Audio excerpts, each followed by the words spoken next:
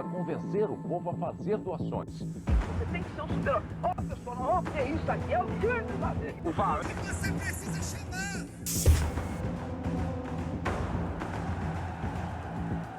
Peguei 300 pessoas comigo cruzado. Vem!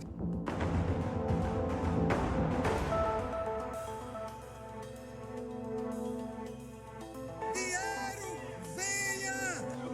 Ou dá ou desce. Dinheiro, venha! Poxa, quanto tempo que eu queria isso?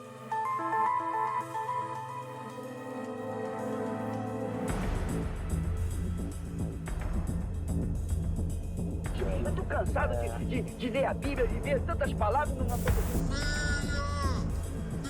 Dia aparece 2.000, 3.000 na oferta. Money, come here! Money, come here!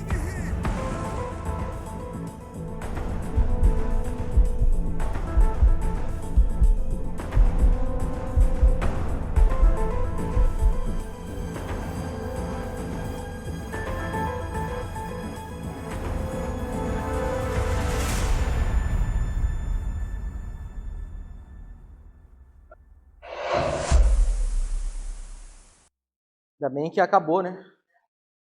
Porque esse final aí, principalmente, eu sempre assusto. Eu fico esperando ali na ansiedade, sabe? Dar aquela última porrada do vídeo, né? É complexo. É complexo. Mas, para mim, é uma série muito importante. E eu não falo só em relação a IEB, de um modo geral, mas eu falo em relação à minha caminhada cristã mesmo. Muita coisa que eu não imaginava, eu não havia estudado ou experimentado, eu experimentei trabalhando nessa série para a nossa comunidade. Então, para mim, foi muito especial.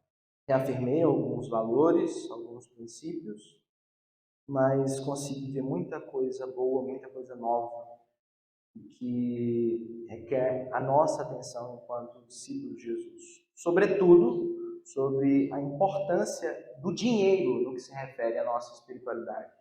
Um amigo meu disse que o último membro do corpo humano a converter é a carteira, né? Porque é a parte mais difícil de mexer. Né? A gente quer fazer tudo para Deus, mas se envolver alguns centavos a mais, aí já fica difícil. Né? Por isso que o nosso primeiro episódio, a gente tratou sobre o sabotador da generosidade, e a gente falou especialmente sobre a avareza, e como isso atrapalha esse movimento de generosidade que começa em Deus e transborda para nós e transborda para o mundo.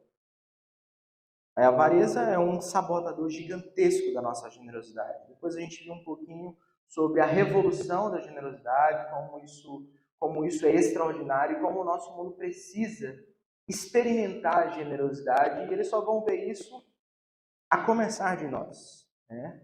É a única população no mundo que está disposta a ser generosa, independente do que tem de retorno. É o cristão.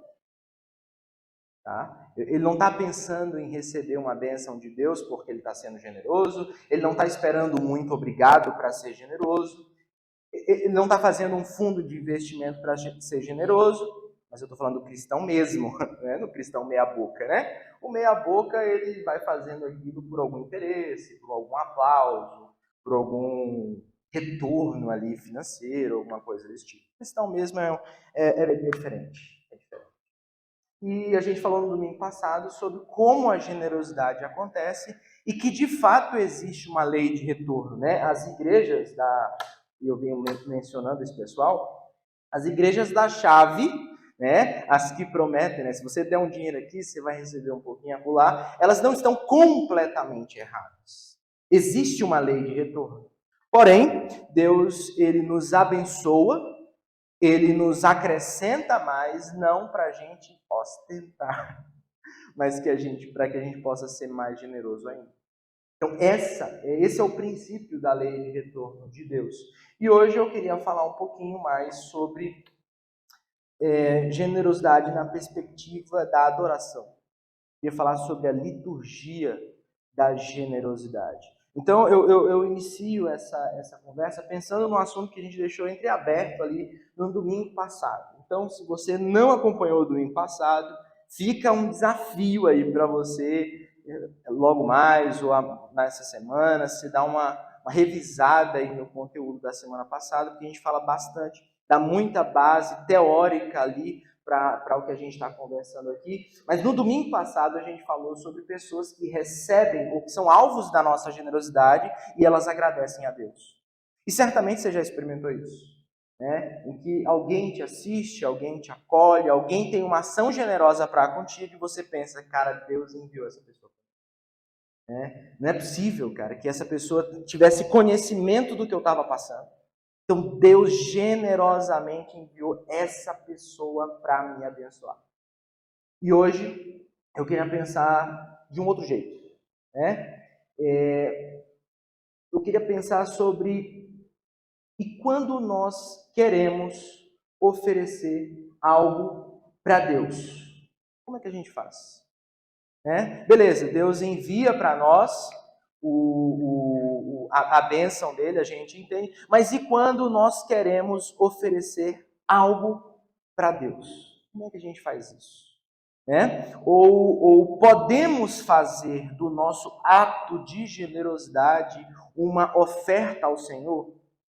E não simplesmente uma oferta a alguém especificamente? Será que isso realmente é possível, né? Então, é isso que significa, isso que eu estou chamando de liturgia da generosidade. A palavra generosidade, ela vem de uma perspectiva grega, e ela tem um significado, para mim, muito útil para o que a gente está conversando hoje à noite. Especialmente porque a palavra é formada de duas raízes ali do grego. A primeira parte de liturgia, que é o que seria a generosidade no grego, ela fala sobre a ministração, o ato de servir, é trabalho, é labor mesmo. Tá? E a segunda parte de generosidade, de liturgia, que é ergon, que faz a construção disso, ela enfatiza ainda um pouco mais a questão do trabalho. Talvez por isso que nos Estados Unidos, eles não chamam o ambiente aqui de culto. Eles chamam esse ambiente aqui de service, serviço. Então, aqui nós estamos prestando serviço a Deus. E não simplesmente um culto a Deus. Não simplesmente um ato religioso. Eles chamam exatamente isso, service, serviço. E liturgia da generosidade é como transformar a minha generosidade, ou meu ato de generosidade, basicamente num culto a Deus. Num processo de me conectar a Deus. E isso, ele transcende as minhas fronteiras pessoais, ou simplesmente o valor com o qual nós abençoamos alguém, ou a coisa com a qual nós abençoamos alguém, transcende tudo isso, porque é em suma um exercício interno. Eu transformo aquela atitude, que é normal, talvez até corriqueira, em um culto. Em um ambiente de encontro com Deus. Então eu não estou entregando aquele valor, ou aquela doação, ou aquele ato especificamente àquela pessoa. Eu estou entregando aquilo primeiramente a Deus. Entende a diferença disso? É eu transformar a minha generosidade em culto a Deus.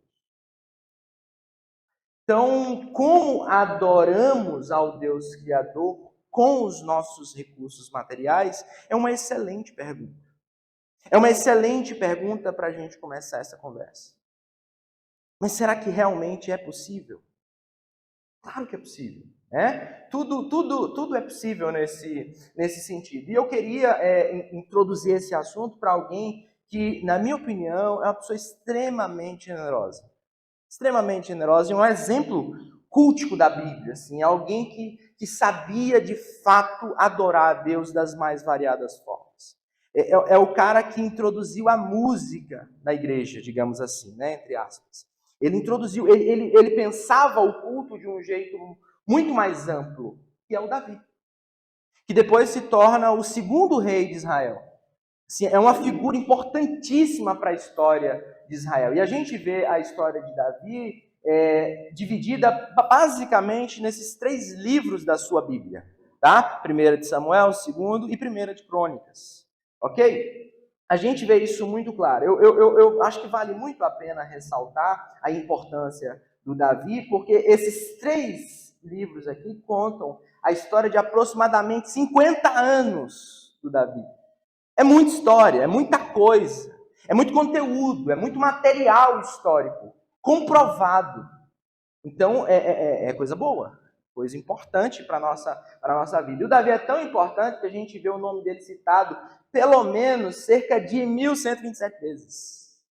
É muita citação sobre Davi. O Davi é muito importante para o nosso entendimento. E talvez uma boa tônica para quem é o Davi seja exclusivamente essa coisa que ele tem de transformar elementos simples da vida em culto a Deus.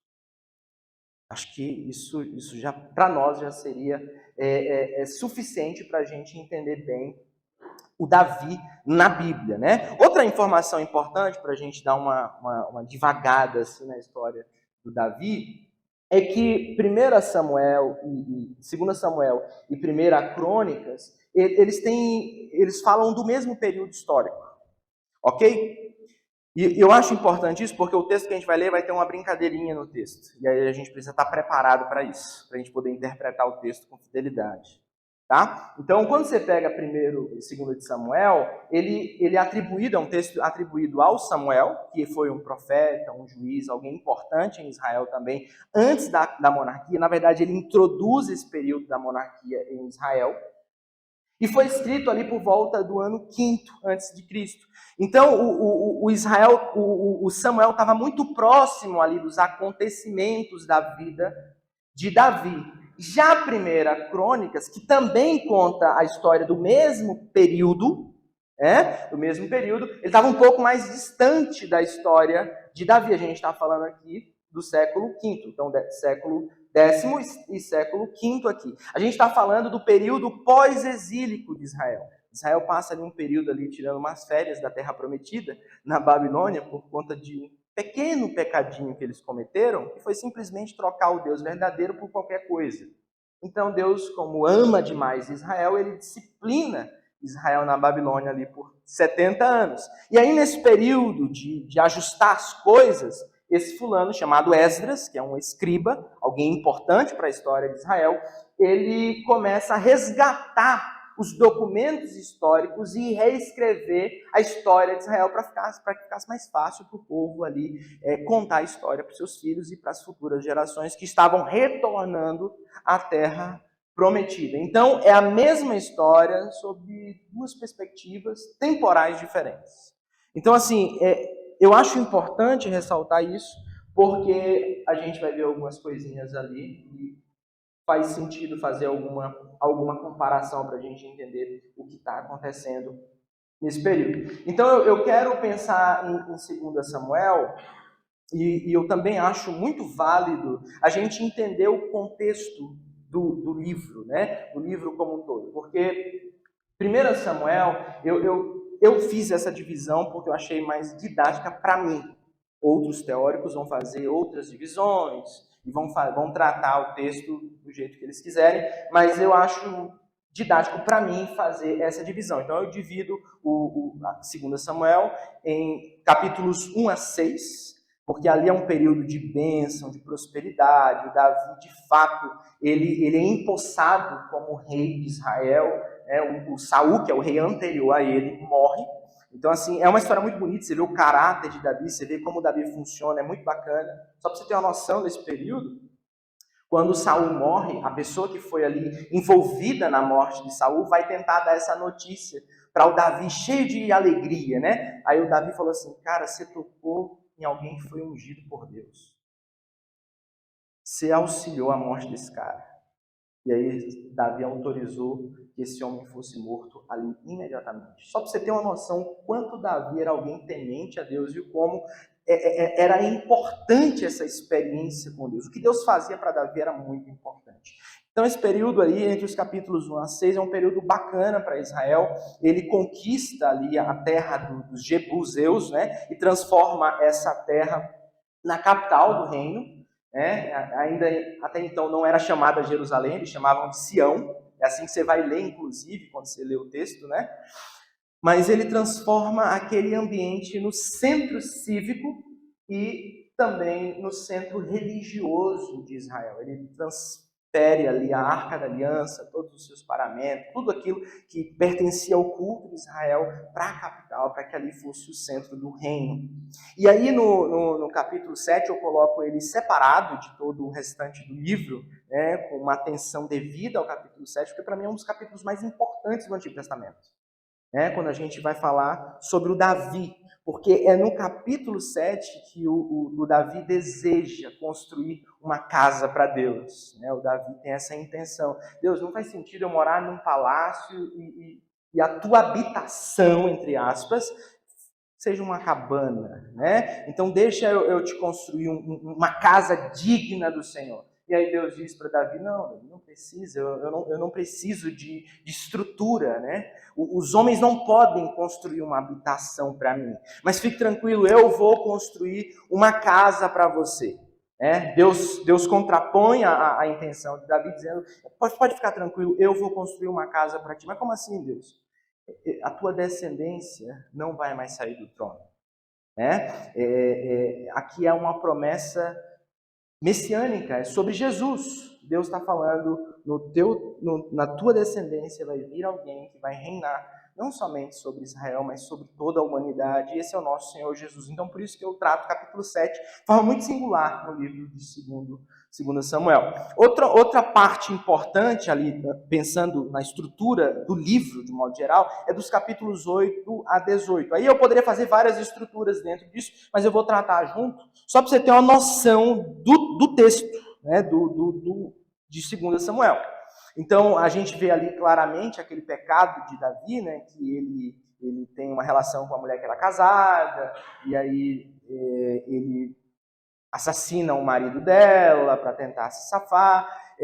Davi é confrontado pelo profeta Natã, que era alguém importante. Na verdade, nesse período histórico, os profetas têm um papel essencial no reino, porque eles são meio que a consciência do Estado, né? Eles funcionam como a consciência de Deus na nação. Então, à medida que o rei começava a caminhar um pouquinho para fora do pensamento de Deus, o profeta vinha e reorientava, né? Então, o Natã confronta o Davi, porém, embora o Davi tenha se arrependido, houve muitas consequências. Muitas consequências em relação a Davi. Talvez uma delas é que a família dele começou a se desestabilizar completamente. O seu primogênito abusa de uma meia-irmã e como uma reação, o irmão dessa menina, que é a Tamar, ele assassina os seus irmãos e começa a tramar e usurpar o reino de seu pai. Então, assim, é um momento muito tenebroso da história de Davi, esses 10 capítulos aqui. Então você vai finalizar o livro de 2 Samuel, vendo ali os últimos dias de Davi, né? Ali ele já frágil, já fraco, já pedindo arrego mesmo, e os valentes dele agora assumindo posições estratégicas mais específicas dentro ali daquele poder militar de Davi, e obviamente ele vai ter ali uma sessão declarando ali os seus últimos poemas, resgatando a graça de Deus, a consciência da misericórdia de Deus, as promessas de Deus para Israel, mas no final dos 45 minutos do segundo tempo, capítulo 24, o Davi faz mais uma bobagem. E é pensando nisso, nessa bobagem de Davi, que a gente vai tirar algumas lições extremamente importantes para o que se refere e para aquilo que nós estamos chamando aqui de liturgia da generosidade. Então, o Davi, ele tem ali seu último momento. Essa sessão eu chamei, não tive criatividade para chamar de outra coisa, eu chamei de falha de Davi. Tá? Então, eu queria trazer vocês para o capítulo 24 de 2 Samuel, em um momento muito específico em que o Davi ele tem essa intenção de edificar um altar ao Senhor. E está escrito assim o texto: naquele mesmo dia, Gade, que é um outro profeta, lembra? A consciência da nação se levanta contra Davi ou em favor de Davi. Vamos tentar entender o contexto para saber qual é a intenção de Gade aqui. Ele foi falar com Davi e lhe disse: vá e edifique um altar ao Senhor na eira de Araúna, o Jebuseu. Ou seja, naquela região ali onde hoje está Jerusalém, onde é a capital ali do reino, Sião. Beleza? Esse cara, ele é um Jebuseu, ele está ali no meio de Israel. Possivelmente ele é um prosélito, ele é alguém que migrou da religião pagã ali para a religião de Israel, então permitiram que ele continuasse ali na região, morando por ali.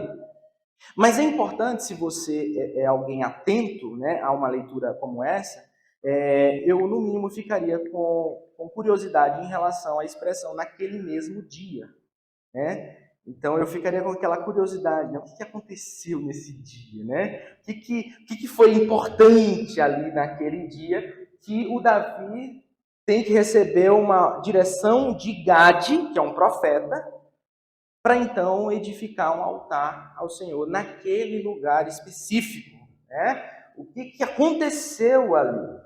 Então eu preciso voltar para o início do capítulo, onde narra os acontecimentos daquele dia, para a gente entender bem, para então, quando a gente voltar para o versículo 18, a gente saber do que se trata. Beleza? Então, estamos juntos? Estou falando rápido demais, então tá dando? Tá dando? Beleza. Então, vamos lá. Então, o que acontece aqui em especial, né? Aqui começa a ficar legal a história, porque o texto começa assim, texto de 2 Samuel. Mais uma vez, a ira do Senhor se acendeu contra os israelitas. Ou seja, algumas vezes Deus já teve que dar uma puxada de cabresto no seu povo. E essa é uma delas. E ele não está com ezão maiúsculo, mas o texto está dizendo que Deus incitou Davi contra eles, dizendo: vá e levante o censo de Israel e de Judá. O que aparentemente Deus está falando para Davi? Eu quero que você conte quantas pessoas tem. Eu quero que você conte aí quantas pessoas tem nesse negócio. Porém, quando você vai ler esse mesmo relato em Crônicas, né? O mesmo relato. 1 Crônicas, capítulo 21. Olha só o que está escrito. Satanás levantou-se contra Israel e levou Davi a fazer um recenseamento do povo. Filipe do céu! Então tem contradição na Bíblia. Como é que pode explicar isso, cara? Um texto está dizendo que é Deus, no outro está dizendo que é o diabo. Como é que é isso, né? Como é que tu vai sair dessa? Claro que eu vim para cá preparado, né? Eu não vim aqui para levantar uma pergunta sem trazer alguma resposta ou algum direcionamento em relação a esse aparente problema hermenêutico, né, de interpretação bíblica. Então, você lembra que eu falei que 2 Samuel ele é escrito no décimo século antes de Cristo e mais próximo dos acontecimentos?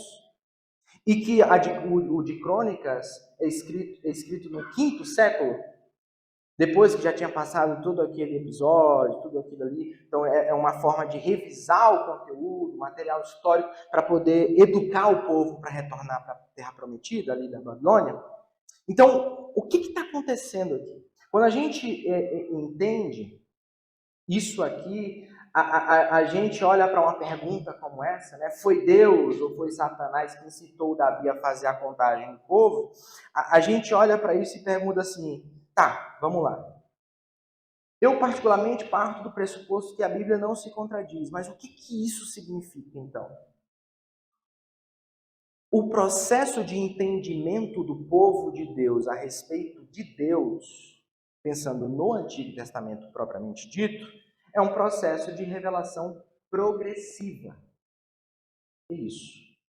Eles não entendem tanto a respeito das características de Deus, dos seus atributos, da sua vontade como um todo, tanto quanto depois. Então, no começo, eles têm um nível de conhecimento a respeito de Deus, por exemplo, ali no período ali do Egito, na escravidão do Egito, quando eles começam a entrar na Terra Prometida, é um nível de entendimento a respeito de Deus. À medida que o tempo vai passando, Deus vai se revelando a esse povo por meio dos escritos dos profetas, e eles vão compreendendo melhor a ação intencional e graciosa de Deus na construção da história de Israel. Ou seja, é uma revelação progressiva. Então, no momento em que a coisa está acontecendo ali, pode ser que o Davi entendeu que Deus estava conduzindo ele para fazer o censo. Sacou? Mas em 1 Crônicas, capítulo 21, estava claro que foi Satanás. Entendeu a coisa? Porque quem está escrevendo não está preocupado em veracidade. Está preocupado em quê? No que aconteceu. O que o Davi disse? Foi Deus. Então é Deus. Então o cara escreveu Deus. Não está preocupado em ser preciso com a verdade do fato em si. Ele está preocupado em escrever, só isso. Mas é verdade? Foi Deus quem falou com Davi? Não importa, ele disse que foi Deus, então eu vou escrever que foi Deus. Entendeu? Como é que a coisa funciona? Então isso só fica claro para Israel com o tempo. E com o desenrolar da história. Aí fica claro que realmente, possivelmente, o Davi achou que era Deus, mas não tinha nada de Deus na história. Manjou? Isso é uma coisa muito comum, inclusive hoje nas nossas vidas, né?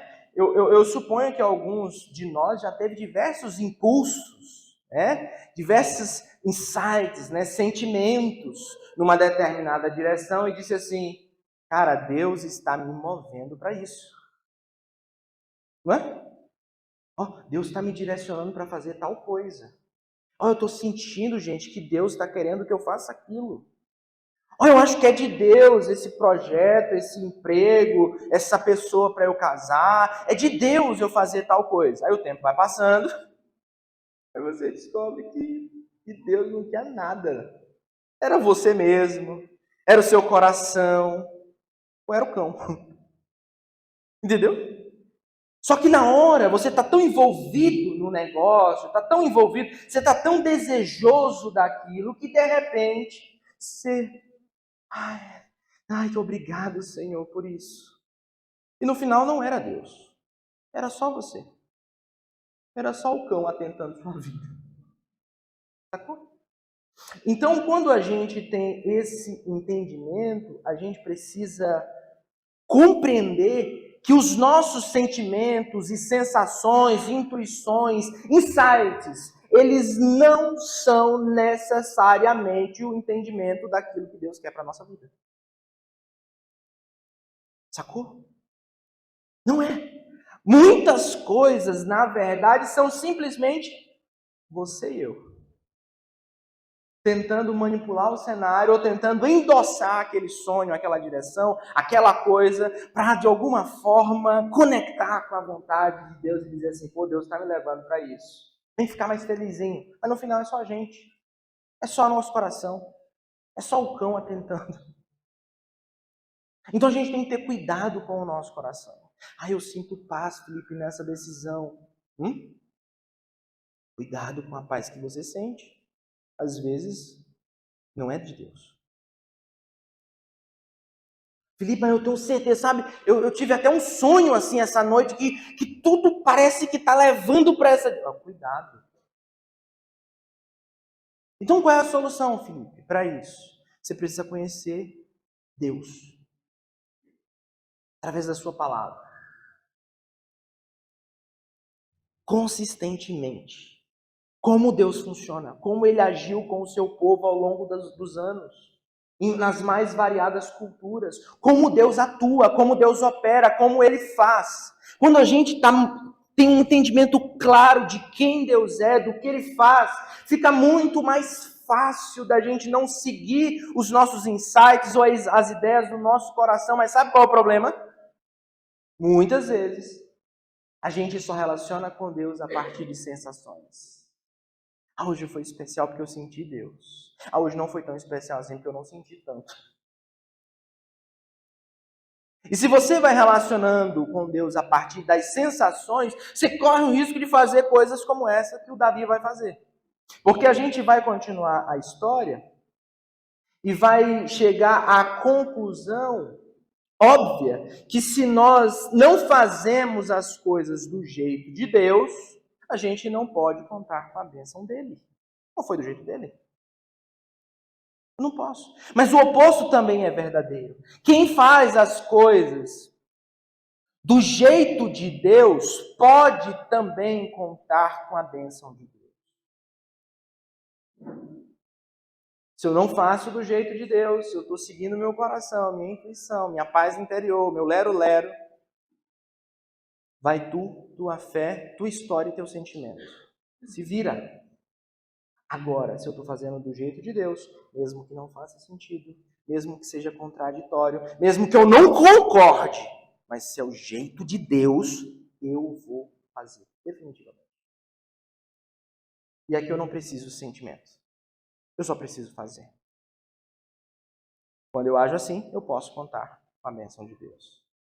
Viu aí que até uma aparente contradição, ela pode tirar uma lição boa para a nossa vida? A palavra de Deus é extraordinária. É extraordinária. Então, olha só, o texto vai continuar.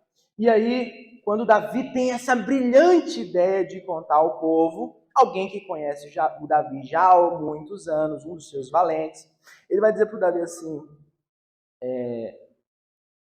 o rei, por que o senhor está fazendo isso, né? Eu acho que eu estou botando errado aí. Aqui. Por que o rei, meu senhor, quer fazer uma coisa dessas? Por quê? Assim, eu não estou querendo me contrapor ao senhor, mas por quê? O que o senhor quer contar a Israel? E aí o texto vai dizer, o autor é muito claro em relação a isso, ele vai dizer o seguinte: porém, a palavra do rei prevaleceu contra Joabe, obviamente, e contra os chefes do exército. Então eles saíram da presença do rei para levantar o censo do povo de Israel. Ele não ouviu, né? Ele não usou de sabedoria, né? O filho dele vai escrever mais para frente, em Provérbios, vai dizer o seguinte, ó, que na multidão dos conselheiros há sabedoria.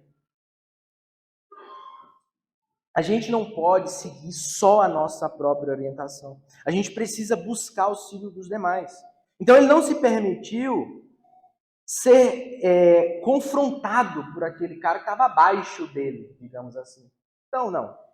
Vão contar e acabou, Joabe. Então a palavra do rei prevaleceu e eles foram fazer isso. Então no versículo 8, diz que eles percorreram toda a terra e depois de 9 meses e 20 dias chegaram a Jerusalém. E aí Joabe apresentou ao rei o resultado do recenseamento. E havia, isso aqui é muito importante, porque eu não sei como é que foi que chegou esse resultado na mão de Davi, mas eu sei o que o autor escreveu. Eu não tenho acesso ao que chegou na mão do Davi, mas eu sei o que o autor escreveu. Então, se o autor escreveu isso, é porque isso é importante para a gente entender o que está por trás de tudo isso aqui. Concorda comigo? Então, o autor ele está sendo perspicaz e escolhendo os elementos na história que são importantes para a construção do enredo. Então, o autor bíblico ele coloca aqui, ó, ele não coloca tudo, o resultado de todo o recenseamento, ele coloca o seguinte: havia em Israel 800.000 homens de guerra que puxavam da espada, e em Judá eram 500.000. O autor decide omitir as demais informações sobre o censo, mas fez questão de deixar essas. Por que o autor faz isso? Porque o autor está querendo mostrar para nós o coração do Davi. No que estava o coração do Davi? Então, quando ele coloca só os homens de guerra, o que ele está dizendo para nós que estamos lendo isso hoje? Ele está dizendo o seguinte: o Davi estava querendo, no fundo, saber o potencial bélico de Israel. Ele estava querendo saber o poder de Israel. É isso que ele está querendo saber. Conta ao povo, para mim, é saber o tamanho da minha força. Qual é a minha capacidade de dominar os demais povos da terra? Que nível deve estar o medo dos meus inimigos e adversários? É isso que o autor bíblico está tentando nos conduzir para entender. Tanto que o próximo versículo, o autor registra claramente, depois de haver recenseado o povo, Davi ficou com dor no coração. Faz sentido? Faria sentido se não fosse por isso? O autor está nos conduzindo ao entendimento do que estava por trás do pedido de Davi.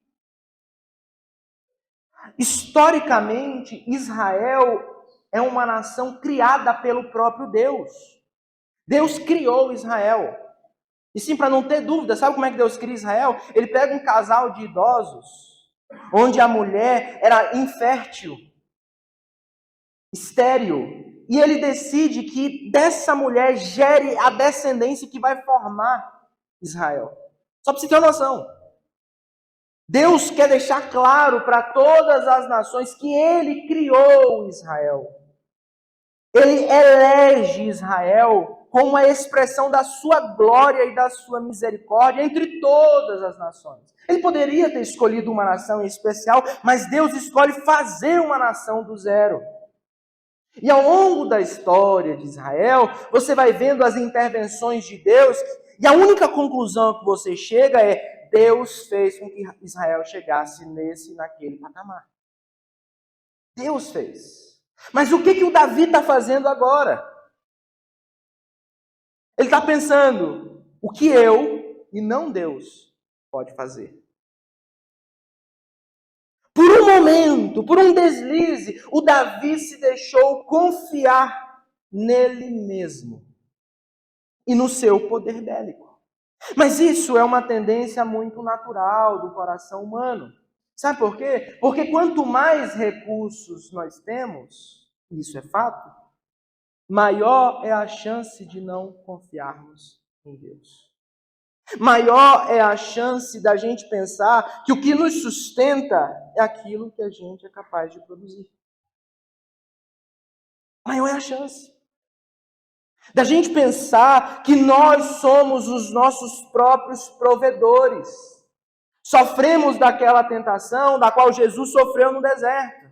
Sabe aquela coisa que o diabo chega para Jesus e fala assim: se tu é filho de Deus, transforma essa pedra em pão, tu não está com fome? O que o diabo está fazendo com Jesus? Qual a tentação em evidência ali? Seja o seu próprio provedor. Seja o seu próprio provedor. E aí a resposta de Jesus é qual? Nem só de pão viverá o homem, cara. Tá louco? Eu vou cair nessa nada. Eu não sou meu próprio provedor. Meu provedor é o meu Pai. Ele é quem me alimenta. Mas para frente Jesus vai dizer: a minha comida e a minha bebida é fazer a vontade do meu Pai. Só que essa é a tendência do nosso coração. Quanto mais a gente tem, maior é a chance de não confiarmos em Deus. Mas assim, olhando para isso aqui, entrando na história do Davi, eu imagino assim que você, como eu, diversas vezes já tive isso. Você está fazendo uma coisa que é aparentemente de Deus. A coisa certa. Na vista de todo mundo, você está fazendo um ato altruísta, né? De generosidade, no caso aqui, né, de boa gestão, não estou administrando os recursos, né, contando o exército para fazer um bom planejamento das nossas próximas ações, né? Está com uma roupagem de espiritualidade, né? Está com uma roupagem assim de coisa boa, mas que no fundo, você já viveu isso? No fundo, é simplesmente a partir de uma motivação egoísta e pecaminosa. Você está fazendo aquilo simplesmente com uma má intenção escondida. Ninguém sabe. Está todo mundo aplaudindo. Parabéns, fulano. Cara, como é que você pensou nisso? Ninguém tinha pensado ainda em contar o povo para saber o nosso poder. Mas no fundo, o coração está querendo tomar o trono de Deus. Está querendo assumir o controle. No fundo, não é sobre Deus. É sobre você mesmo. É sobre eu mesmo. É sobre o que eu, com a minha competência, com as minhas habilidades e com os meus recursos, sou capaz de produzir. E aí, geralmente é depois, quando cai a ficha, o nosso coração é desnudado. Aí a gente, cara, o que eu fiz?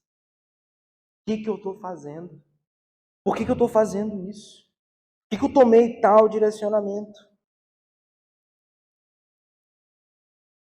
Mas o texto continua e o Davi continua assumindo sua culpa. Ele vai dizendo o seguinte: eu cometi um grande pecado ao fazer o que eu fiz. Mas Davi não é tão grande assim. A gente é bonzinho, né? A gente gosta de empatia, né? Davi não é tão problemático assim, né? Todo mundo erra, né, Davi? É só mais um errinho, né? Que envolve todo Israel e envolve muitas famílias, mas assim, todo mundo erra, né, Davi? E aí ele diz um negócio que eu acho extraordinário. Olha só o que o Davi diz. Mas agora, ó Senhor, e é uma oração isso aqui, peço-te que perdoes a iniquidade do teu servo, porque fiz uma grande loucura. Loucura.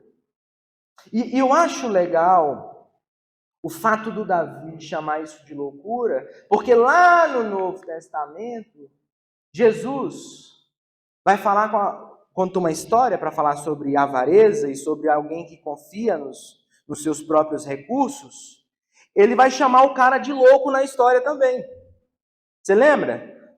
Quando Jesus conta aquela parábola, que a gente trabalhou ela aqui também, em um dos encontros, o cara que produziu muito, e aí a brilhante ideia que ele teve foi de eu vou quebrar os meus celeiros, construir maiores para armazenar minha riqueza, e eu vou dizer à minha alma, aproveita a vida, que você tem mais do que você precisa.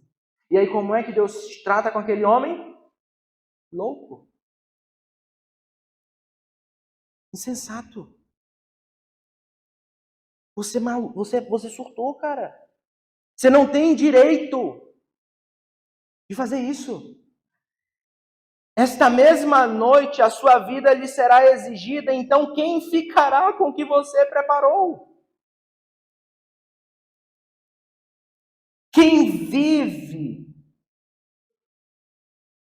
confiando na sua própria força, ou na capacidade produtiva, ou nos seus recursos, o próprio Davi está configurando e chamando, assim como Jesus o faz depois, de loucura.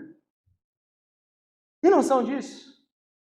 Porque para a Escritura, e eu vou precisar de um outro texto para afirmar isso, para a Escritura, quando a gente pensa nesse tipo de pessoa que confia em si mesmo, nas suas próprias riquezas, o texto de Salmo, capítulo 14, no primeiro versículo, isso também se repete em Salmo 53, o salmista diz o seguinte: diz o insensato, aonde?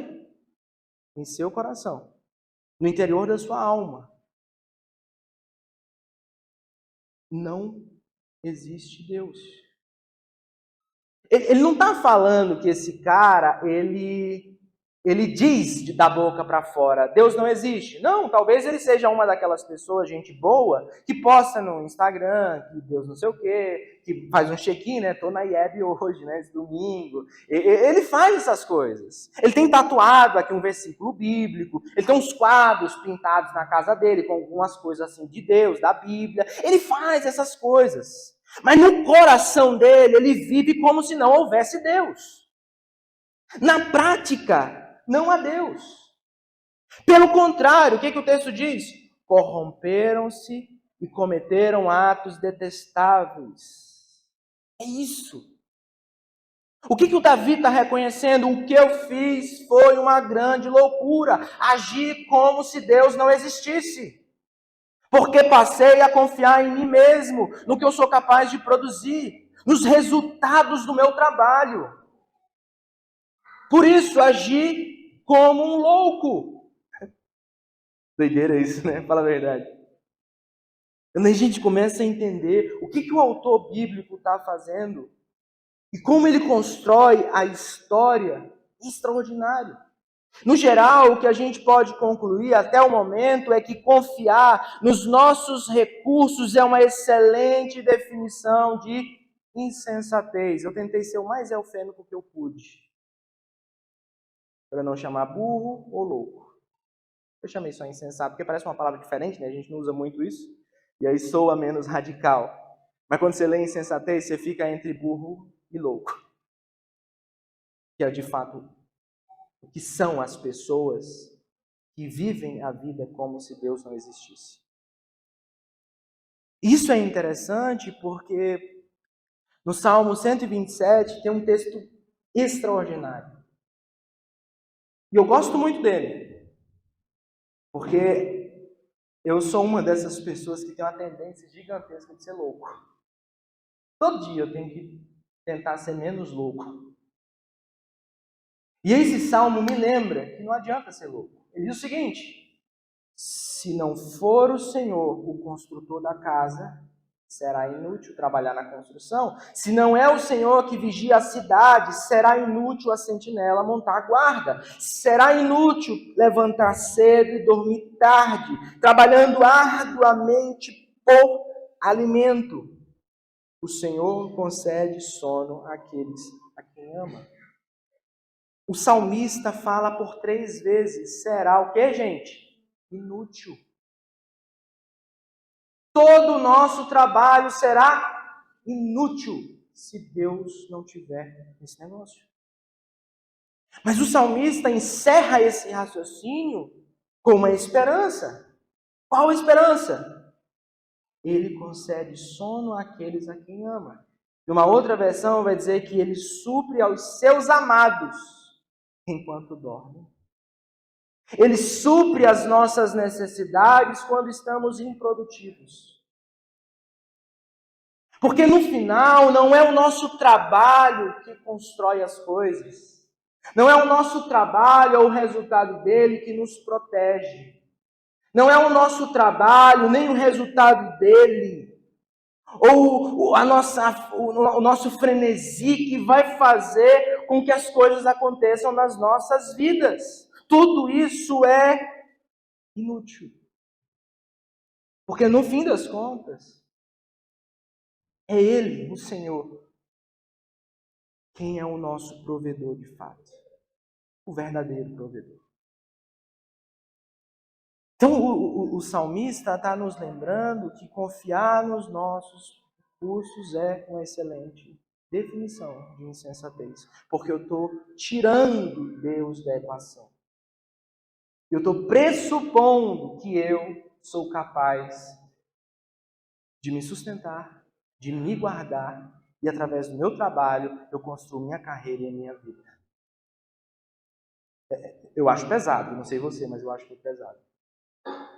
A gente gosta, né, de ver o resultado do nosso trabalho e dizer para todo mundo, eu fiz, eu construí aquilo, eu fiz aquilo, foi o meu trabalhar, eu dei duro e Deus me deu. E diz assim, né? E nem aqueles caras que colocam no para-choque do carro, né? Foi Deus quem me deu. Eu já vi. Não sei o que significa, mas o pessoal coloca. E a gente precisa ter cuidado, porque eu chamo essa atitude de insensatez, eu chamo carinhosamente de liturgia do ouro e da prata. Liturgia do ouro e da prata. É eu quem me dou. Quem me sustenta é o que eu consigo produzir. Então o que é meu, é meu. Fui eu quem produzi. É justo que eu fique. Então quem pensa dessa forma é norteado pela lógica da barganha. Como assim, Felipe? Lógica da barganha? Agora eu me perdi. Esse pessoal aqui pode até ser generoso, mas ele só é generoso, ele só consegue fazer se ele entende que o que ele está fazendo terá retorno. Nem que seja um muito obrigado, mas tem que ter retorno. Entendeu? É a lógica da liturgia do ouro e da prata. O que eu tenho é meu. E eu só posso dar, eu só posso doar, eu só posso ser generoso se eu tiver alguma coisa em troca. Caso contrário, não. É meu. E do outro lado, nós temos a liturgia da generosidade.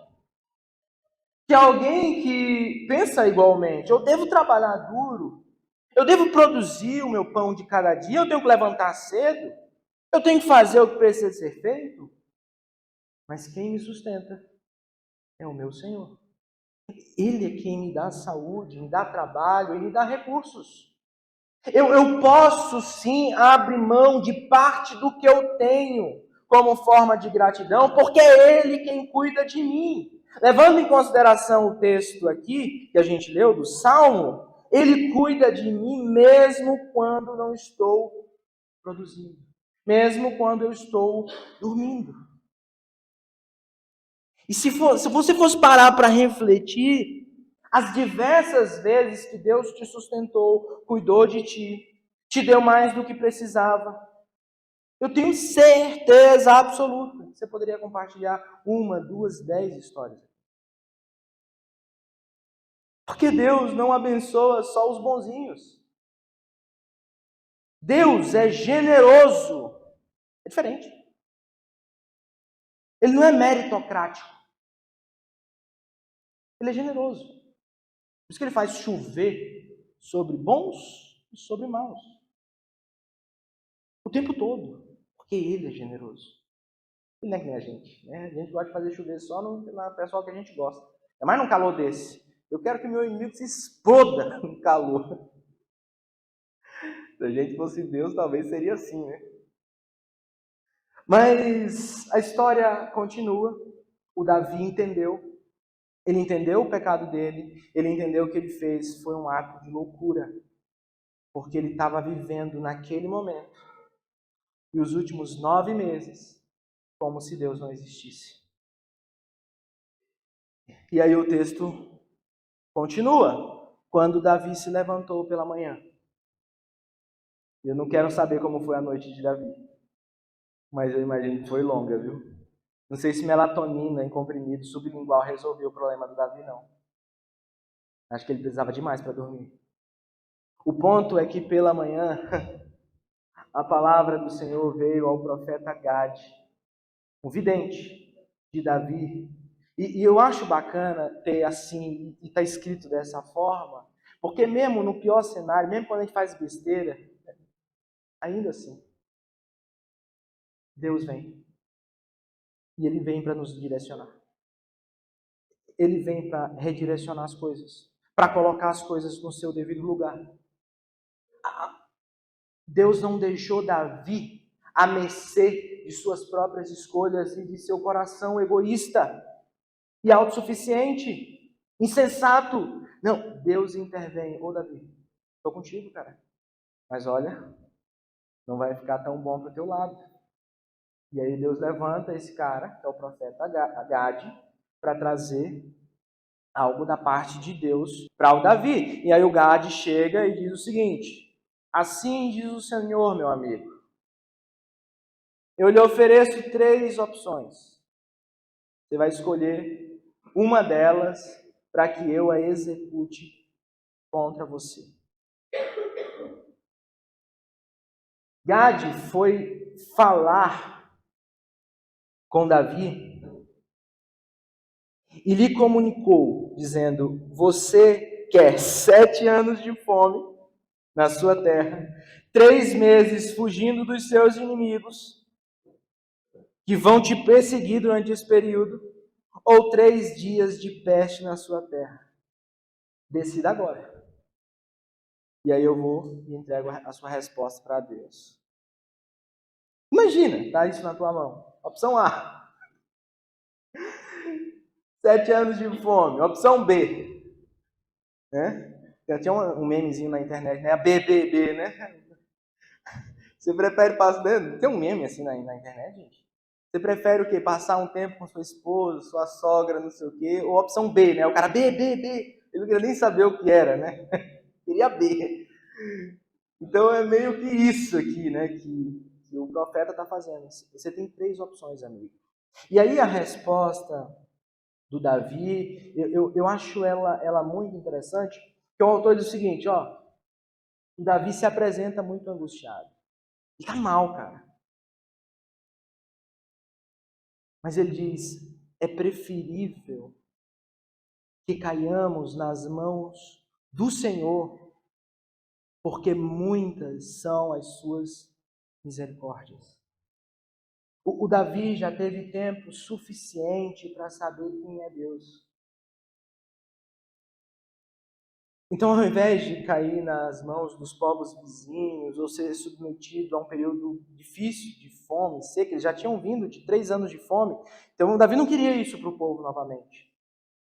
Né? Então, eu prefiro cair na mão de Deus. Eu vou deixar a bola com Deus. Deixar Ele fazer como Ele quer. Então, ficou subentendido que ele escolheu a letra C. Peste. Né?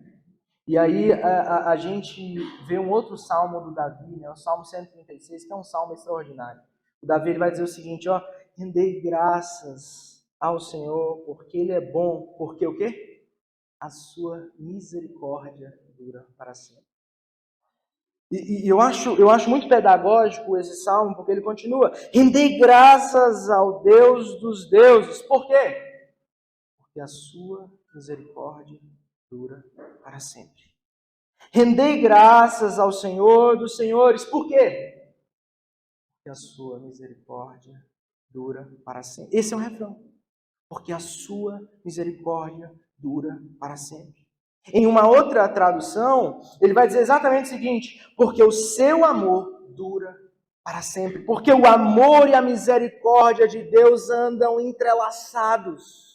É por isso que possivelmente o apóstolo Paulo, quando escreve aos Efésios, ele diz o seguinte, todavia Deus é rico em misericórdia, pelo amor com que nos amou. O amor e a misericórdia de Deus se entrelaçam. Então, Davi, ele recorre ao amor e à misericórdia de Deus. Ele já conhece Deus o suficiente para saber que Deus é misericórdia e amor. Então, no versículo 15, o fumo começa a cair. Deus começa a disciplinar Israel por conta do pecado de Davi. Então o Senhor enviou a peste a Israel, desde a manhã até o tempo que havia determinado. 3 dias. E desde Dan até Berseba morreram 70.000 homens por conta do pecado de Davi. Porque o Davi queria saber qual era o poder bélico dele. Porque o Davi decidiu confiar na sua própria mão e no seu exército do que confiar em Deus. 70.000 homens do povo pagam pela irresponsabilidade de Davi. Você tem noção disso? Do peso que é isso? Porque, no geral, é exatamente isso que acontece. Boa parte dos nossos erros, dos nossos pecados, não influenciam só a nossa vida. As consequências afetam nós e aqueles que estão perto. Influenciam a nossa família, os nossos vizinhos, parentes, colegas de trabalho. A gente tem que conviver com os resultados dos nossos erros e fracassos. Felipe, mas não tem nada a ver. A pessoa pode sim ser autossuficiente e fazer como Davi fez. Pode. Mas, em geral, as consequências dos nossos erros afetam mais do que nós mesmos. Não tem como correr disso. E a história vai continuar. E você vai ver a luz no fim do túnel. Quando de repente, versículo 16, quando o anjo do Senhor estendeu a mão sobre Sião, sobre Jerusalém, para destruir, o Senhor voltou atrás. Mudou de ideia. Decidiu parar. Usou de misericórdia. Não deu o que aquele povo merecia, que era padecer da consequência do pecado de Davi. Então, disse ao anjo, parou. Para exatamente aí. Basta. Retire a sua mão. E o anjo estava exatamente na eira do Araúna, o Jebuseu, que é o cara que a gente começou a ver ali a história dele. Então você vê que Davi conhecia Deus. O estrago poderia ser muito maior. Mas como Davi disse, é preferível cair nas mãos do Senhor, porque muitas são as suas misericórdias. Eu conheço meu Deus, eu sei o que Ele é capaz de fazer, e eu sei que Ele não suporta um coração contrito, arrependido, que está completamente decidido a fazer tudo diferente. O nosso Deus não resiste um coração arrependido. O Davi sabia muito bem disso. Então valeu a pena. E aí, paralelo a isso, tem o versículo 17. O versículo 17 é um paralelo da história. Ao ver o anjo que feria o povo, Davi falou ao Senhor e disse: eu que pequei, eu que fiz essa perversidade. Mas estas ovelhas, o que fizeram? Que a tua mão seja contra mim, contra a casa de meu pai. O Davi, enquanto ele está assistindo de camarote a destruição do seu povo, por causa do seu pecado, por causa da sua perversidade, ele está ali orando, intercedendo, pedindo a Deus que volte atrás. E o que a gente viu no versículo anterior? Deus respondendo a oração de Davi. Entendeu? A história está se completando. E aí a gente chega no versículo 18 e a gente agora sabe que dia é esse. Naquele mesmo dia, Gade foi falar com Davi e disse: vá e edifique um altar ao Senhor na eira de Araúna, o Jebuseu. Agora a gente já sabe o que aconteceu nesse dia. Então, Davi foi segundo a palavra de Gade, como o Senhor lhe havia ordenado. E aí, Araúna viu do alto que o rei e seus homens vinham ao seu encontro, e aí saiu disparado e se inclinou diante do rei com o rosto em terra. E perguntou: por que o rei, meu senhor, vem até este seu servo, um estrangeiro? Alguém que foi concedido o privilégio, a honra de morar no meio de Israel. Por que o rei veio até a minha eira? Davi respondeu: para comprar de você esta eira, a fim de edificar nela um altar ao Senhor, para que cesse a praga no meio do povo.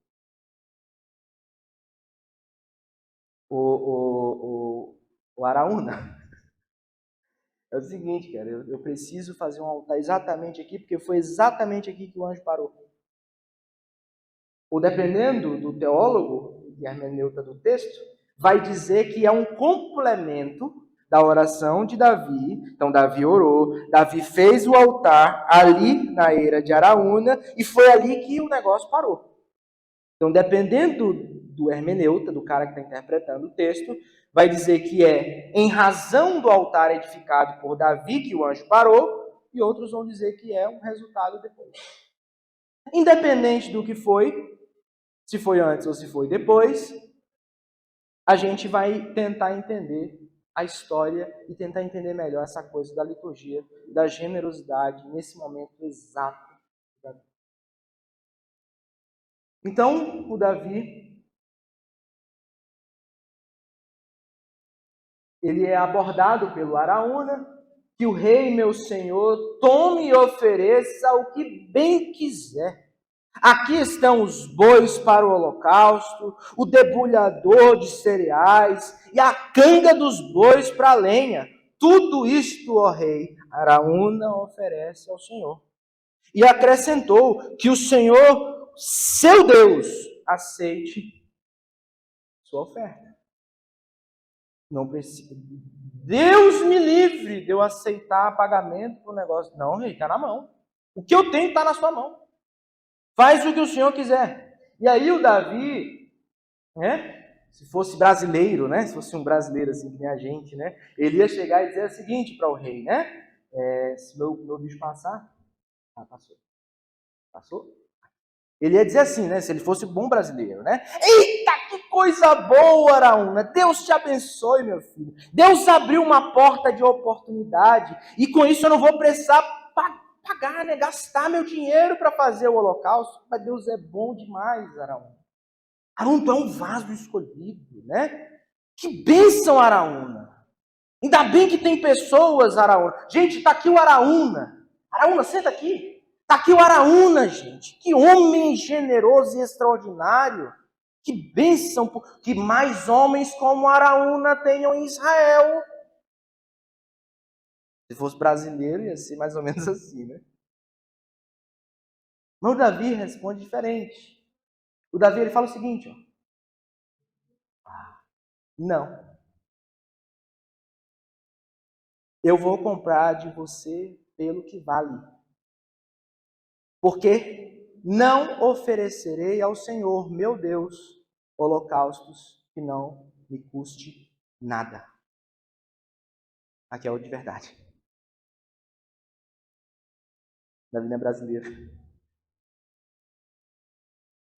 Não. Quanto custa? Não, ele pode ficar. Não. Quanto custa, cara? Eu não posso fazer isso. Eu não posso aceitar oferecer algo para Deus que não me custe nada.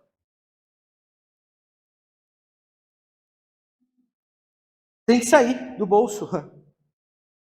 Tem que custar alguma coisa. De graça eu não quero. De graça eu não vou oferecer. E aí o texto vai continuar. E a gente vai ver o desenrolar da história. E eu gosto disso porque o Davi vai lá e compra a eira com os bois, com tudo, paga ali o valor devido. E a gente poderia dizer assim, pô, que lição bacana, né? Que lição bacana do Araúna, a gente fazendo assim, né? A gente pode ser o Araúna da história, a gente pode ser o Davi, a gente vai se encontrando nos personagens ali. Mas a mentalidade do Davi era algo ímpar. No alinhamento, antes de começar o culto, a gente estava entre os voluntários da IEB, os que estão servindo hoje, e aí eu citei o exemplo da viuvinha, né? Que o pessoal gosta da história da viuvinha, né? Uma história boa, né? E a história da viuvinha é o seguinte: Jesus estava no templo ali com os seus discípulos, né? E aí olhou e viu os ricos colocando ali as suas contribuições nas caixas das ofertas. E aí viu também uma pobre viuvinha. E eu acho bom colocar viuvinha pobre, porque ele está dizendo que é a ralé social do tempo, né? Não tinha INSS, não tinha nada disso nesse período. Então, geralmente vivia de doação mesmo, se der certo. E aí ela coloca 2 pequeninas moedas de cobre na urna e Jesus olha para essa viuvinha e diz o seguinte: ô discípulos, eu afirmo para vocês que esta viúva pobre colocou mais do que todos os outros. E aí, se eu estivesse lá, eu ia dizer: Jesus, nunca vi o senhor mentindo, mas dessa vez o senhor mentiu. Eu vi quando ela colocou. né? Os gasofiláceos lá era de material metálico, então dava para ver as moedinhas caindo no gasofilácio, né? Jesus, dessa vez o senhor mentiu. Eu vi que ela deu pouco. O que ela deu não dá para pagar nem a água do negócio. E aí Jesus, ele explica, dizendo, todos esses deram do que lhe sobrava. Mas ela, da sua pobreza, deu tudo o que possuía para viver. Completamente diferente. Nós gostamos do texto da viuvinha e ficamos felizes porque o pouco é aceitável para Deus. Mas o pouco da viuvinha era tudo dela. Entendeu a diferença? Era pouco, mas era tudo. O generoso, ele não pergunta qual o mínimo que eu posso fazer para ajudar essa pessoa, para abençoar isso aqui, para fazer isso aqui, para contribuir de alguma forma. Ele não pergunta qual é o mínimo. E ainda argumenta dizendo, mas a viuvinha deu 2 moedas, então vocês vão ter que aceitar minhas 2 moedas. Beleza. O generoso, ele pergunta, como eu posso fazer para dar um máximo de mim e não o que sobra? É muito diferente. Porque não é sobre quantidade. Jesus está deixando claro isso. Não é sobre quantidade. É sobre compromisso, generosidade e fé. Eu não posso oferecer nada que não me custe nada. O que sobra, por maior que pareça, por melhor que pareça, não serve. Você entende isso? Então Davi, ele está ensinando para a gente que não tem como a gente oferecer coisa para Deus que não pese na nossa vida. E a viuvinha está dando o exemplo, né, para você usar agora o exemplo da viuvinha da forma correta. Ela está mostrando para a gente que é tudo. Tudo. É o que eu tenho, é o que eu sou. Então é outra forma de encarar a maneira como nós desenvolvemos a nossa generosidade e a transformamos numa oferta para Deus. Você lembra? O nosso assunto é a liturgia da generosidade. Como é que eu ofereço alguma coisa para Deus? Deus não aceita qualquer coisa. Ponto. Ele não aceita o que sobra. Ele só aceita tudo. Ele só aceita o melhor. Tem que me custar alguma coisa. Não adianta. Então, Jesus, ele está deixando muito claro para esses discípulos ali como a coisa deve desenrolar e acontecer no meio deles. Quer ver um assunto polêmico? E eu gosto desse assunto. Porque no próximo passo, a gente vai mostrar e vai falar por que a nossa igreja, por exemplo, nada contra quem faz, tá? Mas por que nossa igreja não tem aquele momento, né? Que a gente bota um negócio, toca uma música, o pessoal vem à frente, bota dinheiro e volta para sentar. Por que a igreja não faz isso? E aí a gente explica isso no próximo passo. Que é aquele ambiente que o Rani falou ali, então você já está convidado, que no próximo sábado você pode conhecer melhor a nossa comunidade. E aí no próximo passo a gente fala sobre como a gente funciona com dinheiro.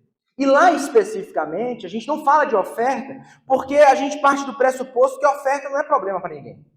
Todo mundo sente super bem quando é oferta. Eu vou dar uma coisa que eu senti à vontade, que eu pensei aqui que eu consigo dar. Agora, se falar de dízimo, já acabou. Que aí, não, dízimo não. O dízimo é coisa do Antigo Testamento, não sei o que, aí começa a contar um monte de história nesse sentido. E eu entendo, em parte eu também concordo. Mas lá no próximo passo a gente diz o seguinte, o dízimo, ele não é uma aplicação financeira visando lucro maior, não é uma oferenda para aplacar a ira de Deus, não é uma esmola para ajudar no sustento da igreja. Não é uma condição para ser discípulo de Jesus e também não é uma invenção da igreja moderna para ganhar dinheiro de vocês. Não é.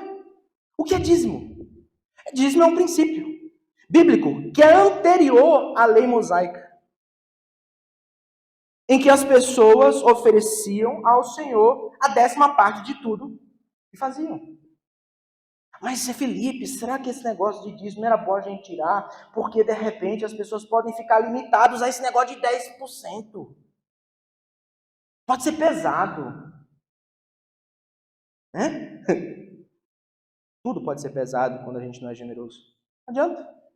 Podia ser 1%, podia ser 0,5%, podia ser o que fosse. Podia ser R$5. R$5, eu, que não tenho um coração tão generoso, como eu já disse a vocês, eu já penso logo no sorvete. R$5 é um sorvete. R$6 é uma coxinha de calabresa. Eu já estou pensando assim, cara. Então, se não tiver um negócio bem claro assim, eu penso no dinheiro em forma de comida. Por isso que eu sou gordo. Não é à toa, eu não sou assim, né, por conta de petrolina, o ar que me engordou. Não é porque eu como mesmo. Né? Então, a questão do dízimo é um negócio brutal. Para uma boa parte de nós, e eu tenho pelo menos 3 ideias do porquê as pessoas não gostam da ideia de dízimo. 3 ideias. O primeiro motivo, que para mim é um dos fortes, é de fato as pessoas não confiam na igreja local. Não confiam, cara. Não vou dar meu dinheiro para esse negócio. Eu não sei o que eles estão fazendo. Por isso que, por exemplo, a nossa igreja e muitas outras, elas têm um critério de transparência muito claro. Para tentar evitar, mas resolve? Não resolve. Porque nós temos um segundo problema que impede as pessoas de assumirem um compromisso como esse. Porque são avarentas. Simplesmente isso. Acham que é muito dinheiro, eu poderia estar aplicando esse dinheiro na lanchonete, no shopping, no banco, sei lá o quê. Eu poderia estar fazendo outras coisas, por isso que eu não faço. Ou então, uma terceira via, um terceiro motivo, é porque a pessoa é tomada por uma arrogante autossuficiência e autonomia. E acha que ele ou ela sabe melhor distribuir os recursos de Deus e não uma igreja local. Não, eu não vou fazer isso. Eu é quem sei administrar. Eu é quem sei os problemas assim na minha região e como eu cuido desse negócio. Não é verdade? Eu estou mentindo. Não, então eu vou fazer assim, eu vou dar 1% para isso aqui, porque eu vou cumprir esse negócio do dízimo, né? Porque o pessoal falou que era importante. Então eu vou pegar assim, vou dar 1% para cá, 2% para cá, não sei o quê, porque só isso aqui. É que nem a história do cara, né? Do cara que não tinha emprego. Uma história engraçada. O cara não tinha emprego, aí começaram ali a orar por um negócio do emprego, e o cara começa a trabalhar, ele está ganhando ali um salário mínimo.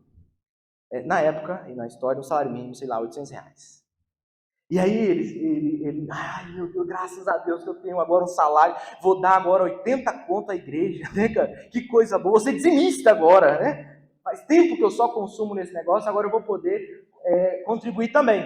E aí ele é um cara, um bom profissional, ele é tipo um Daniel da Bíblia, assim, onde ele bota a mão dá certo, é um Josézão da Bíblia, né? E aí ele triplica o salário dele. Quanto é que é 800 por mês, gente? Esses 3? 2.400, é isso mesmo, né? Não faz eu errar o negócio que está gravando. E aí ele, ai cara, que bacana, eu estou ganhando mais, então agora eu posso contribuir mais, estou ganhando agora 2.400, então quanto é que eu tenho que contribuir? 240 nesse negócio, que coisa extraordinária. Até vou contribuir um pouquinho mais, dar umas ofertas aqui, outra lá, para o negócio avançar mais. Mas aí, gente, ele termina a graduação dele, e ele é super, hiper, mega promovido, e ele ganha 5 vezes mais. E aí eu vou inventar um valor que eu não vou saber fazer essa conta, eu não sei se vocês conseguem. Conseguem? 5 vezes... Quanto? Rapaz, uma salva de palmas ali, é o matemático. Uma salva de palmas, gente. O cara conseguiu fazer a conta de cabeça. Pô. Eu vou contar que é fato, né? Eu vou contar que é fato. E aí quando ele ganha o primeiro salário dele, tá lá no contra-cheque 12 pau. Não. 1.200 para a igreja, não. É muito dinheiro. Não, gente. Eu vou fazer o seguinte. Vou chamar o pastor, né, como como se fosse resolver alguma coisa. Vou chamar o pastor, vou negociar com ele. Ó, pastor, é o seguinte, ó, eu estou ganhando agora tanto. E eu vou dar o seguinte, eu vou continuar mantendo ali os 240 para a igreja. Quando eu sentir no coração, quando vocês tiverem um projeto legal, eu vou contribuir a mais. E assim, essas outras partes eu vou hackeando por algumas instituições que eu gosto. Eu, como pastor, eu vou dizer assim, boa sorte. Vamos orar? Aqui eu já voltei para a história, tá? Aí a história termina, o pastor da vez fazendo uma oração com o cara. Aí a oração do pastor é mais ou menos assim: Deus, obrigado, Senhor, por essa promoção, lero, lero. Vai, conta aquelas palavras bonitas, né, que tem na oração dos crentes. Deus, ajude ele a ter aquele salário de 2.400 de novo, para ver se ele consegue de volta a contribuir. Gente, dízimo é obrigatório? Eu não acho. Pessoalmente. Mas é o mínimo. Para mim é o mínimo. Então, se você tem meu orçamento na sua mão, você vai ver que é o mínimo. E eu conheço muitas pessoas aqui que é o mínimo. Que fazem. E não fazem só em relação a IEB. Pulverizam. Porque a generosidade não diz respeito a dízimo. Mas ela não exclui dízimo. É um princípio. Na IEB a gente utiliza disso. Talvez em outras igrejas usem outras coisas, não sei o que, tem umas argumentações dele. Beleza. A gente utiliza esse porque é o mais fácil de entender. E está na Bíblia. E é anterior à lei mosaica. Então não tem por que eu descredenciar isso. Filipão, o pessoal não vai ficar, como é que é o nome? Avarento com esse negócio de ficar muito fiel àquele negócio dos 10%. O pessoal vai ficar em qualquer contexto, amigo. Qualquer contexto. Porque a avareza é um problema do coração humano. Então, nesse caso, a gente pode concluir que a liturgia da generosidade, ela sempre vai partir de uma profunda compreensão que temos um Deus provedor e podemos ser um sinal da sua provisão quando somos generosos. Simples assim. Simples assim. A gente pode sim ter uma vida de adoração ao nosso Deus Criador, à medida que a gente transforma a nossa generosidade em culto. Se for assim, não vai ser pesado, nem 1%, nem 10%, nem 1 milhão, nem nada. Porque você aprendeu. Você aprendeu com o Davi. Você aprendeu com a viuvinha. Que não é quantidade. É intenção. É coração. É quem está recebendo. É para quem que eu estou doando. Não é só para aquela pessoa que precisa. Não é só para uma igreja local. É para ele. O meu coração está aliançado ao dele. É outra coisa. É outra coisa. Então, o texto finaliza com Davi edificando ali o altar e apresentou holocaustos e ofertas pacíficas ao Senhor. E assim o Senhor se torna favorável para com a terra e a praga cessa no meio de Israel.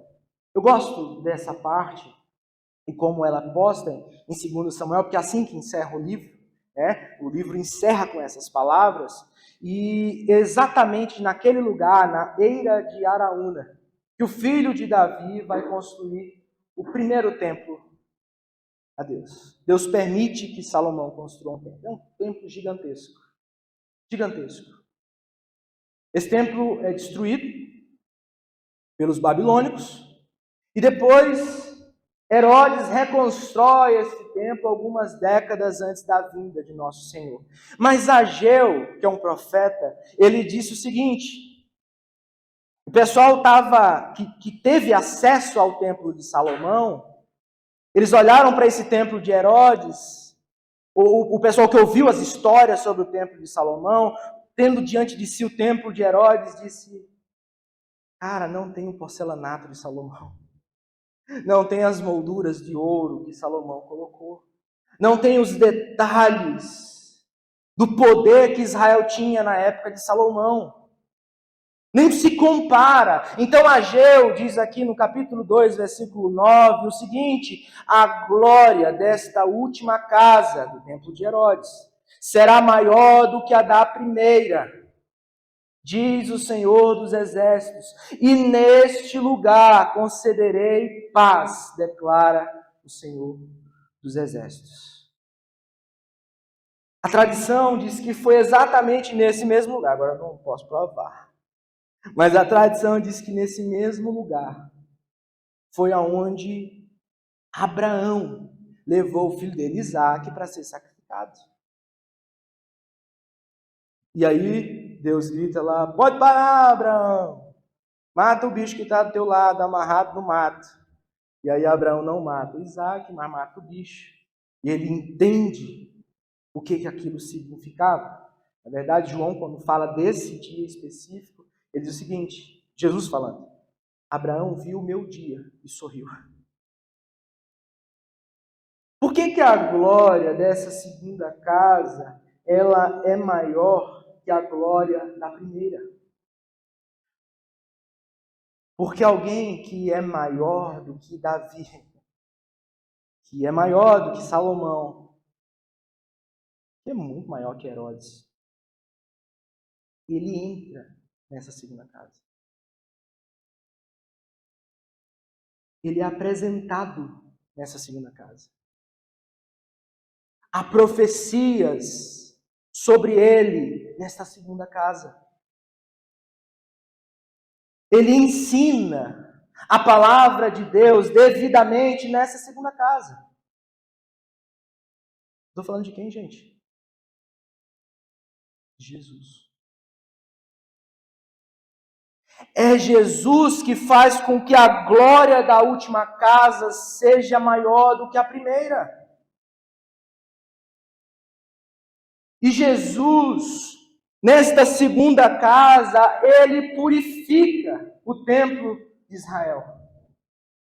E eu acho extraordinário no momento em que ele purifica o templo de Israel, porque isso está registrado em todos os evangelhos, mas no evangelho de Marcos, ele cita um texto de Isaías. E eu acho muito bacana as palavras que Jesus utiliza segundo o evangelho de Marcos. Ele diz o seguinte: a minha casa será chamada casa de oração para todos os povos. Só Marcos diz isso. Sabe o que possivelmente estava acontecendo ali? Os judeus pegaram ali o pátio dos gentios, que era a área mais externa do templo. O templo era dividido por áreas.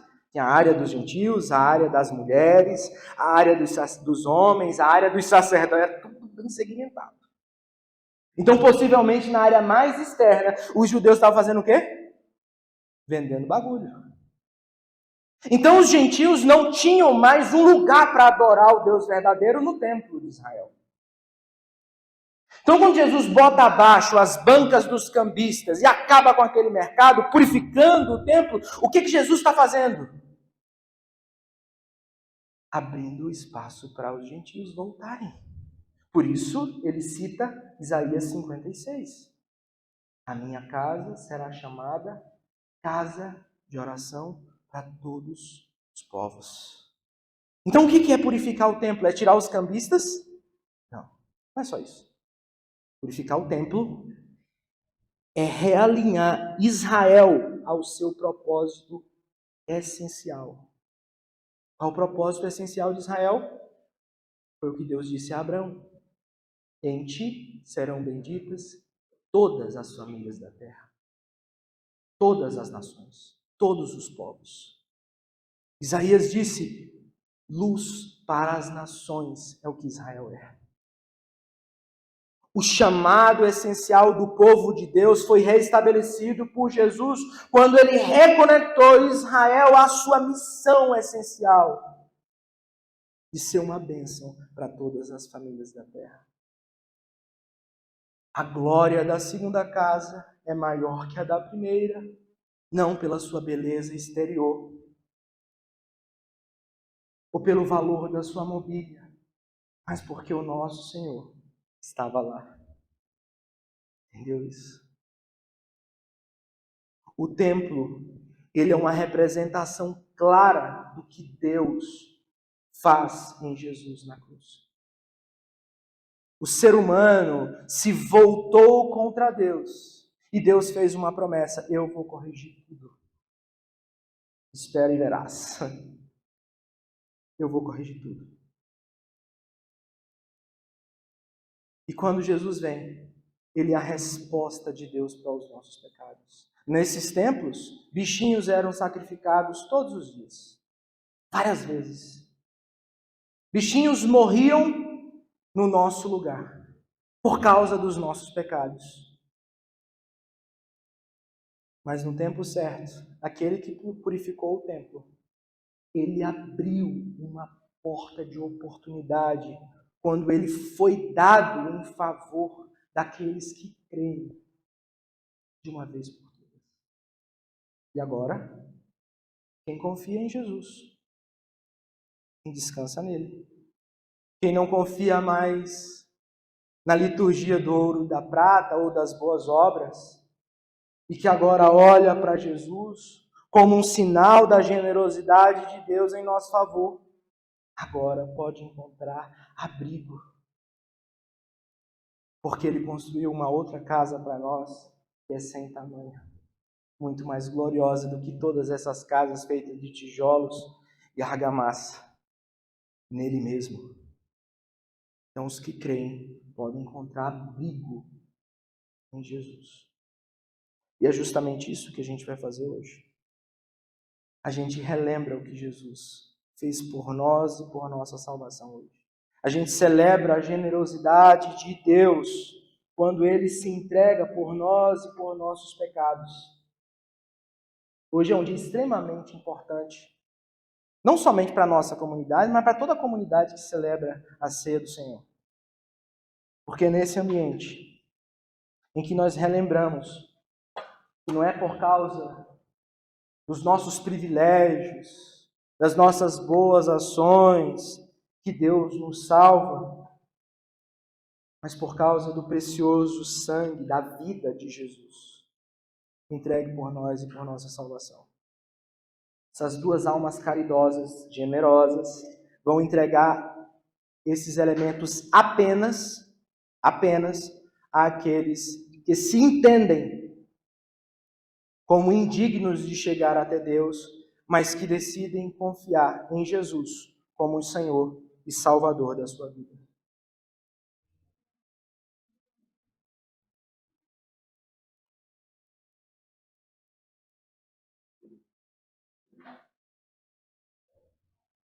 Enquanto o Ian liga essa luz aí do fundo, para a gente ficar um pouquinho mais claro, eu te desafio a abrir esses elementos.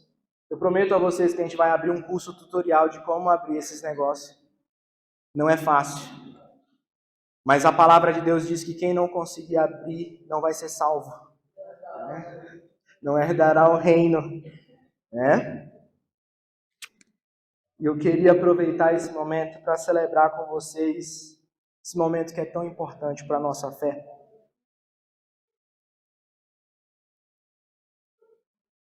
Reitero, quem não conseguir abrir está em pecado. Estou vendo aqui algumas almas com dificuldade.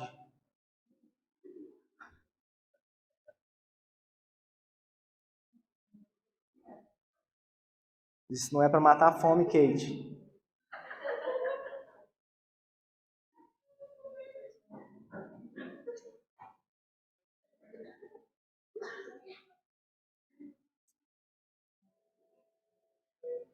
Isso é uma forma de nós não esquecermos o que Jesus fez por nós.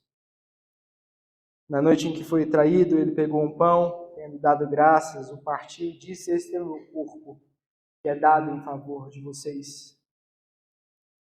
Como? Façam isso em memória de mim."